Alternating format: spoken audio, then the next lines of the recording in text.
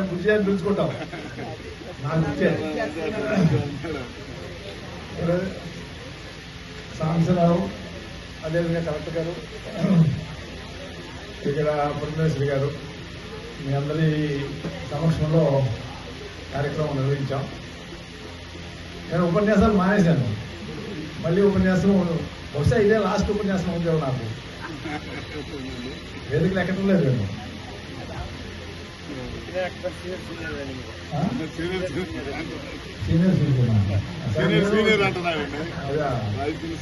కానీ నేను ఒక మాట చెప్పి ముగిస్తాను. ఒక మాట అది ఎటు వెళ్తుందో నాకు తెలియదు, నాకు కంట్రోల్ ఉంటుందో తెలియదు. నేను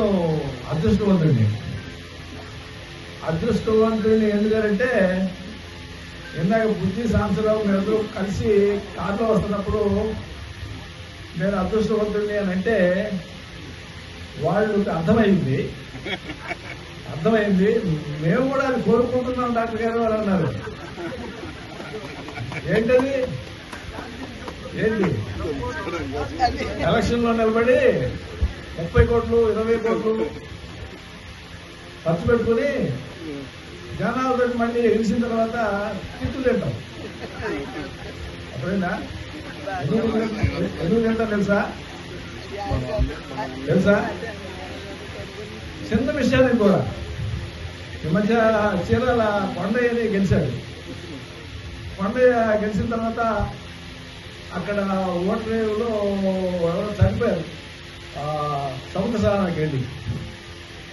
ఆయన ఆ రిసార్ట్స్ వాళ్ళందరినీ పిలిచి గజీతగాళ్ళు ఉంటే ఎటువంటి ప్రమాదం వచ్చినప్పుడు వాళ్ళు వెళ్ళి దూకుతారు, అటువంటి వాళ్ళకి ఏదైనా మనం సహాయం చేయడానికి వాళ్ళకి జీతాలు ఇవ్వడానికి అని రిసార్ట్ వాళ్ళని కాస్త కలెక్షన్ చేద్దామని చెప్పి పిలిచాడు.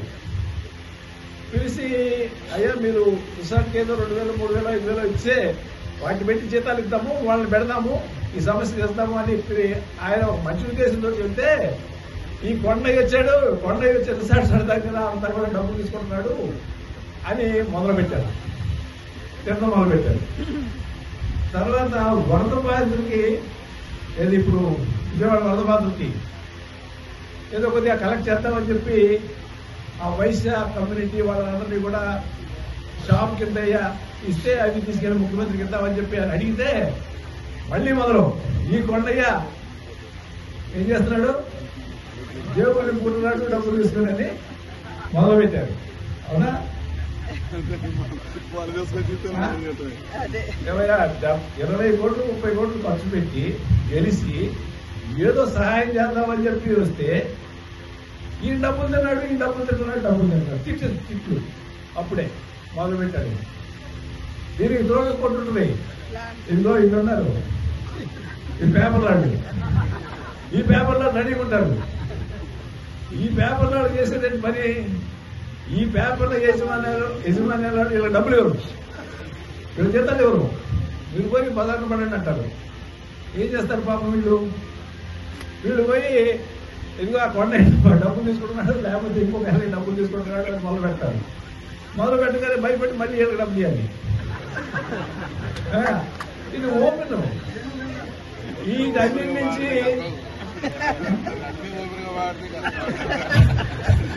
అంటే సాంసర్ ఏమంటాడంటే నాకేదో మీరైతే ఓపెన్ మాట్లాడతారు, మీరు మాట్లాడలేము, మా ఉద్దేశం కూడా అదే.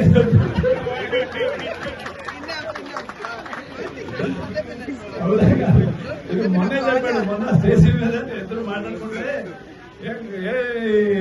సాంసర్ ఎంత డబ్బు అయిందనంటే ఎంత అయింది సార్, ఎన్ని అప్పులు చేశామంటే అప్పులు చేశాను సార్, అన్నాడు సార్, ఇంకా ఉన్నాయి సార్ అన్నాడు. అంటే మీరేమో నేను అంతకుముందు స్టేట్మెంట్ ఇచ్చా, గెలిచినాడేమో టికెట్ దొరకనాడు అదృష్టం అని చెప్పి. ఎందుకంటే 30-40 కోట్లు బుద్ధి అయితే మరి ఇంకా పెరిగిపోతుంది. బుద్ధి అయితే ఇవన్నీ మళ్ళీ అప్పు తీసుకోవాలి, లేకపోతే ఆస్తులు అమ్ముకోవాలి, ఈ బాధలన్నీ ఉన్నాయి సార్. మీరు బయటికి చెప్తారు, మేము బయటికి చెప్పుకోలేము అని మా ఇద్దరి మధ్య డిస్కషన్. జనమో ఏదో ఇద్దరు మాట్లాడుకుంటున్నారు. డాక్టర్ గారు సాంసర్ మేమంతా ఫస్ట్ టైం కలిసాం కదా అనుకుంటారు. మేము మాట్లాడుకుంది ఇది